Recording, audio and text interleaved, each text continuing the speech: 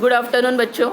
हमारा revision the twins इस poem पे चल रहा है और हम लोगों ने मार्जिनल क्वेश्चंस देखे, इंग्लिश वर्कशॉप देखा। अब इंग्लिश वर्कशॉप में हम लोग तीसरे नंबर के क्वेश्चन पे है, जहाँ पे आपको क्वेश्चन दिया है कि complete the wave diagram.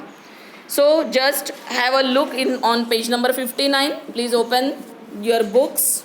We are on page number 59 and I am taking your third question. I have not written question, that's why you have to look in the book. What is given? Complete the wave diagram. आपको क्या करना है? Wave diagram complete करना है। मैंने बताया था कि अगर एग्जाम में ऐसा क्वेश्चन आता है तो आपको कोई वेव वगैरह बनाने की ज़रूरत नहीं है। कहाँ कहाँ पे? सीन पैसेजेस, अनसीन पैसेजेस और पोएम में। जो डायग्राम बनाने का क्वेश्चन होता है वो लास्ट में आपका कंपोजिशन का क्वेश्चन होता है, उसमें आपको बनानी है, वहाँ पे 1 मार्क भी रहता है। यहाँ पे 2 मार्क्स के क्वेश्चन के लिए वो नहीं है, और जो मैं बोल रही हूँ वो 5 मार्क्स के क्वेश्चन के लिए, तब वहाँ पे ज़रूर बनाना है अपने को। लेकिन यहाँ आपको ऐसा लिखने की ज़रूरत नहीं है, आप 1 बाय 1 एक के नीचे एक लिख सकते हो, जिससे शिक्षकों को भी समझने में आसानी हो, जो एग्जामिनर्स है आपके। तो poet uses humour too. Poet जो होते हैं या कवि जो होते हैं वो ह्यूमर यूज़ करते हैं, व्यंग या हास्य निर्माण करने के लिए, या पोएम में डालते हैं। तो क्यों डालते हैं उसके आपको रीजंस देने। तो 2 आपको ऑलरेडी दिए हुए हैं। क्रिएट लाफ्टर, कि लोगों में या जो सुनने वाले लिसनर्स है उनको हंसने का मौका मिले, उनके ज़िंदगी में हंसी फैल जाए। और दूसरा रिड्यूस बोर्डम, या फिर रोज़ रोज़ वही काम करते हम, जो बोर हो जाते हैं, थक जाते हैं, जान पे आने लगता है, उसमें एक नया एहसास भरने के लिए फ़न या इस तरह का लाफ्टर, ह्यूमर बहुत इम्पॉर्टेंट होता है। तो ये 2 रीज़न्स है। अब हमारे सामने कुछ और रीज़न्स मैंने दिए हैं आप लोगों को। एक है create laughter, reduce boredom, for fun के लिए, मस्ती के लिए, है ना। Then to create happy moments, कुछ हैप्पी पल निर्माण करने के लिए। टू रिफ्रेश मूड, अपना जो मूड है बोर हो जाता है समटाइम्स, तो उसे रिफ्रेश करने के लिए, तरोताज़ा करने के लिए। फिर टू रिड्यूस या लेसन स्ट्रेस, रोज़ रोज़ वही सब होके स्ट्रेस भी आता है माइंड पे बहुत बार, तो वो स्ट्रेस रिड्यूस करने के लिए हम इसीलिए तो कॉमेडी सीरियल्स वगैरह देखते हैं ना, तो ये इसीलिए होता है कि हमारा स्ट्रेस जो है वो कुछ हद तक कम हो जाए।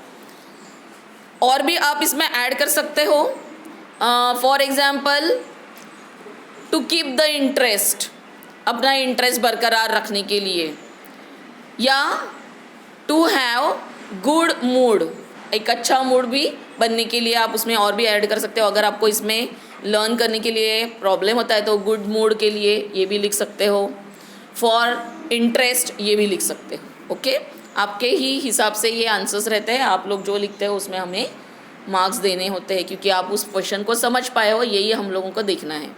आगे बढ़ते हैं। हमारा write any 2 lines from the poem that you find most humorous, ये क्वेश्चन हो चुका था, हमने पहले ही रिवीजन के इसमें ले लिया है। So we are on now next page 60. Pick out the lines that contain, आपको ऐसी लाइन्स निकालनी है जिसमें दिए हुए फिगर ऑफ स्पीच आपको नज़र आते हैं। तो जो आप लोगों का appreciation of the poem question है 5 मार्क का, उसमें इन तीनों में से कोई भी एक फिगर ऑफ स्पीच इस पोएम के लिए आप याद कर सकते हो। तो आपको और आसानी होने के लिए एलिटरेशन ज़्यादा अच्छा है, क्योंकि 2-3 पोएम्स में एलिटरेशन या फिगर ऑफ स्पीच आ चुका है। ठीक है, तो यहाँ पे भी आप एलिटरेशन याद रख सकते हो, पर पन और हाइपरबोली क्या है ये भी अंडरस्टैंड होना है।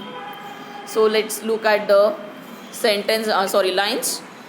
एलिटरेशन के लिए, एलिटरेशन क्या होता है? जहाँ पे एक से ज़्यादा बार कोई लेटर या कोई प्रोनाउंसिएशन रिपीट होता है, कोई साउंड रिपीट होता है। तो देखिए फर्स्ट लाइन है, in the form and feature, face and limb, इसमें फ ये साउंड रिपीट हुआ है। उसके बाद में सेकेंड है it puzzled all our kith and kin, तो के साउंड यहाँ पे रिपीट हुआ है। उसके बाद में है एंड बरीड ब्रदर जॉन, ब का साउंड यहाँ पे रिपीट हुआ है। और भी 1-2 सेंटेंसेस लाइन्स है, आप लोग लिख सकते हो वो भी। अब पन के लिए अब पहले तो पन क्या है ये समझते हैं. See, pun is a humorous use of a word or phrase. Humorous use यानी हास्यात्मक ढंग से उपयोग किया हुआ शब्द या फ्रेजेस, उसको हम पन कहते हैं. किस लिए? सो एज टू एम्फसाइज और सजेस्ट इट्स डिफरेंट मीनिंग, जिससे जोर देकर कोई वर्ड के डिफरेंट मीनिंग्स आपको समझा सके. Okay. Or applications or the use of words that are alike or nearly alike in sound. तो जो वर्ड्स एक दूसरे जैसे लगते हैं या थोड़े से क्लोज, उनमें ऐसा लगता है कि वो एक जैसे वर्ड्स है, वो बताने के लिए, बट डिफरेंट इन मीनिंग, लेकिन उसके मीनिंग डिफरेंट होते हैं क्योंकि वर्ड से डिफरेंट है. पर फिर भी जब जब वो वर्ड्स यूज़ करते हैं तो अपने को लगता है कि जैसे कि वो एक जैसे ही वर्ड्स है, पर उसके मीनिंग रहते हैं क्या एक जैसे? नहीं, दे आर टोटली डिफरेंट. वो इसलिए कहते हैं अ प्ले ऑफ वर्ड्स. वो एक तरह से शब्दों का प्ले है, गेम है या खेल है. ठीक है. अब इसके लिए देखिए, फिर से समझिए कि ह्यूमरस यूज़ के लिए आपके वाचन में या रीडिंग में हंसी या मजाक हो, इस लहजे से ये शब्द यूज़ करते हैं. ये वर्ड्स होते हैं या फ्रेजेस होते हैं. एक से ज़्यादा शब्द होते हैं तो फ्रेजेस कहते हैं हम लोग. ये एक जैसे ही साउंड करते हुए नज़र आते हैं वर्ड्स, लेकिन उनके मीनिंग्स टोटली डिफरेंट होते हैं. तो ये एक प्रकार का प्ले है, एक खेल है शब्दों का. ठीक है, उसे हम पन कहते हैं. एग्जाम्पल के लिए आप लोगों के सामने जो लाइन है वो देखते हैं. That folks get taking, the folks got taking me for him. Okay, the folks got taking me for him, me for him. Okay, then I grew so like my brother. Confusion होता है ना. I grew so like my brother, मैं अपने भाई जैसा बड़ा हुआ. है सब कुछ अलग, लेकिन वो समझने में एक मज़ा भी आता है और वर्ड्स पे गेम खेला गया है ऐसा लगता है. देखो, that folks got taking me for him, लोग मुझे उसकी जगह समझने लगे हैं. अपन भी सोचेंगे ऐसा कैसे हो सकता है, मुझे उसकी जगह, उसे उसकी जगह कैसे समझेंगे. तो दिस इज़ द पन. ओके, ये गेम है, प्ले है खेलने का. तो अगर आपको ऐसा तो आता ही नहीं है सवाल, पर आपको अगर याद रखना है फिगर ऑफ स्पीच में, तो एलिटरेशन, पन और हाइपरबोली, ये 3 फिगर ऑफ स्पीच इस पोएम में ज़्यादातर नज़र आते हैं, तो वो आपको लेना है. अब हम लोग समझते हैं व्हाट इज़ हाइपरबोली. तो पेज नंबर 57 पे हाइपरबोली के लिए आप लोगों को थोड़ी सी डेफिनेशन दी है, वो थोड़ा देख लीजिए आप.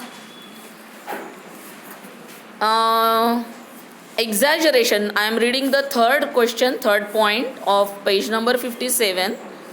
एग्जैजरेशन और ओवर स्टेटमेंट, कोई भी चीज़ बढ़ा चढ़ा कर बताना, एग्जैजरेट करना या ओवर स्टेटमेंट देना. यानी रहता इतना सा है और बताया बहुत जाता है. जैसे एक छोटा सा बच्चा होता है, उसको छोटी सी चोट आती है ना, पर कोई भी उसके घर में आया मिलने तो दिखाते, देखो देखो मुझे कितनी बड़ी चोट लगी है. Actually it is very small ना, दैट इज़ कॉल्ड, अपन देखते हैं थोड़ी सी हंसी भी आती है अपन को, हाँ अरे बहुत लग गया तेरे को बेटा, तो दैट इज़ कॉल्ड एक छोटी सी चीज़ को बड़ा बताना, एग्जैजरेशन या over statement. And that often causes humour, और इससे बहुत ज़्यादा हंसी निर्माण होती है, व्यंग निर्माण होता है. For example, she is thin as a pin. Pin मालूम है आपको, या तो आप बालों में लगाते हो वो, या सेफ्टी पिन. कितनी पतली होती है ना वो, पर किस तरह से एग्जैजरेट किया जाता है, वो इतनी पतली है जैसे कि pin. She is thin like a pin. तो ये एग्जैजरेशन हुआ, इतना पतला तो नहीं होता, लेकिन बोलने का मतलब समझ आता है कि बहुत दुबली पतली लड़की की बात हो रही है, राइट.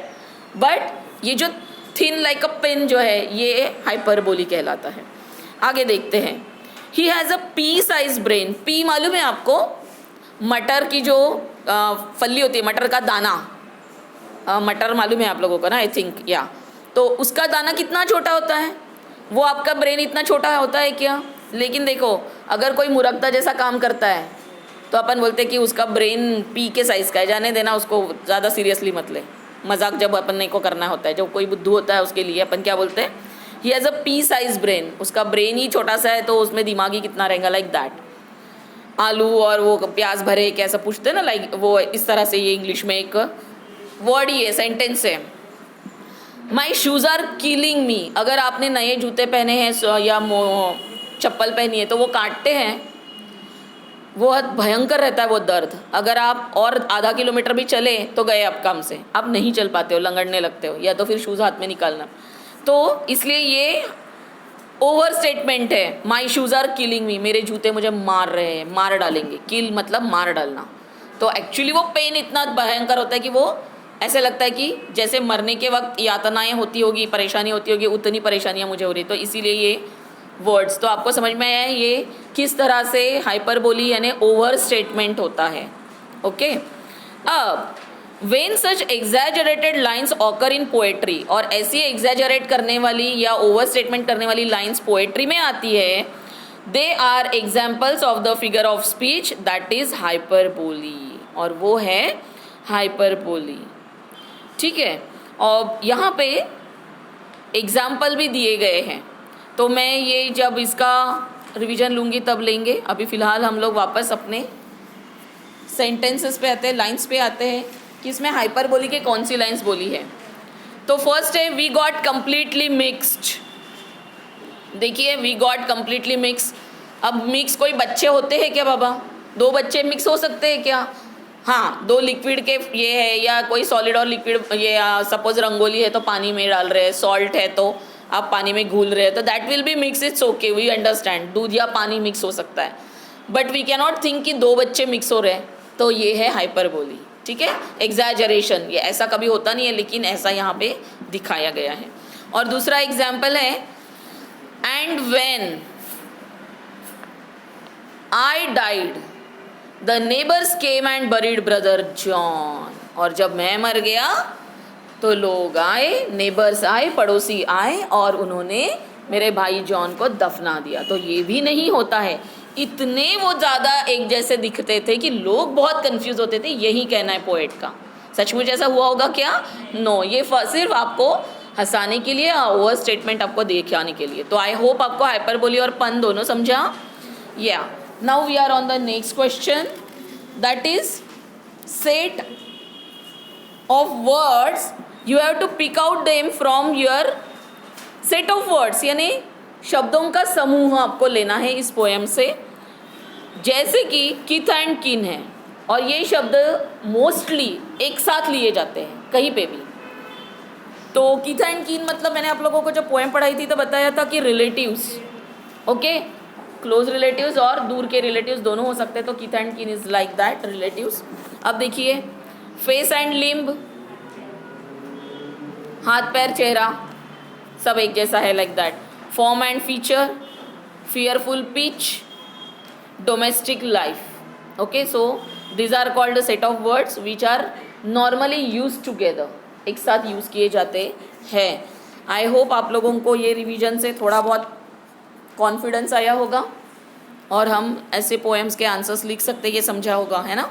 अब ये जो फिगर ऑफ स्पीच है उसको 2-3 बार कम से कम आप लोगों को रिवाइज करना चाहिए, जिससे आपको समझ में आए कि सही में ये क्या होता है। तो फिगर ऑफ स्पीच को कम से कम 2 या 3 बार आप लोग 2-3 दिन तक पढ़िए। पन के लिए अब मैंने आप लोगों को लिख के नहीं दिया है, आप डिक्शनरी से भी देख सकते हो या गूगल पे भी देख सकते हो। और हाइपरबोली यहाँ पे दिया, एलिटरेशन समझाया था आप लोगों को, साउंड का रिपीटेशन एक से ज़्यादा, और एलिटरेशन का भी डेफिनेशन यहाँ पे आपके बुक में है, पोएम में दिया हुआ है। सो आप लोग उस तरह से अपनी पढ़ाई कर सकते हैं। So have a good day, we will meet in the next poem now.